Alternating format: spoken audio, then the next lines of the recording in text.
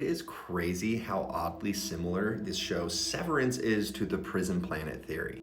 Now, if you've never heard of the prison planet theory, this is your chance to swipe because when I first started researching it a few years back, it kept me up at night. Like, I did not sleep those first couple of days because it kind of freaked me out. But basically, the fundamentals of the prison planet are this. Earth is a prison where humans are being farmed. What is being farmed is your energy, specifically your negative energy, which is called loosh. In the same way that we consume the energy of plants and animals so that we can sustain life, the prison planet theory states that there are interdimensional beings, beings outside of us, that need our energy to sustain their life. What's crazy is throughout history, there are many people that believe this. You could look at Gnostic Christianity, certain sects within Hinduism, Buddhism. What's crazier though is that there's modern like astral projectors, mediums, psychics, different people who have also confirmed that this is a prison planet. People who have had out-of-body experiences that say this is a prison planet. There was a book that I read that came from the Roswell incident where basically it was this suppressed information. There were aliens that were captured. They would speak to people telepathically, and some of the things they told them was how this planet is a prison planet, that reincarnation is a trap to keep you to come back so that it can farm your loot.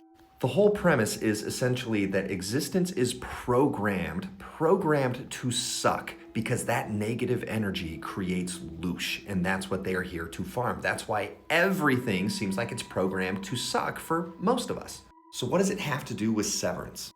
Well, first and foremost, you can look at the elevator. When he descends down, his brain is severed and he turns into his innie mind, where he loses all memories of the outie. This is reincarnation. This is descending down into this realm. So in the show, they're all working for Lumen Industries, which represents these kind of like controlling factions of the prison planet.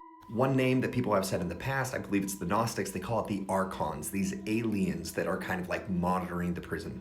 So Lumen Industries is this omnipresent controlling force, and it's really interesting because how they position them in this show is this like cult-like place. They treat their rules as like scripture. They hold their founder as this holy figure. Like, it's super, super culty.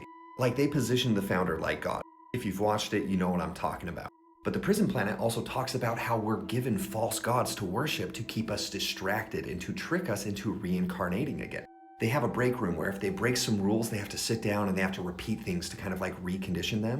This is like the soul review and karmic punishment after you die, where you learn you need to come back and you're told you need to come back, so you come back. Their work is called the numbers game. It's a complete illusion. They have this illusion of purpose, which is a huge principle in the prison planet theory. And Petey's reintegration, well, that's just spiritual awakening, reconnecting with the higher self. It's kind of crazy to see the parallels. What do you think?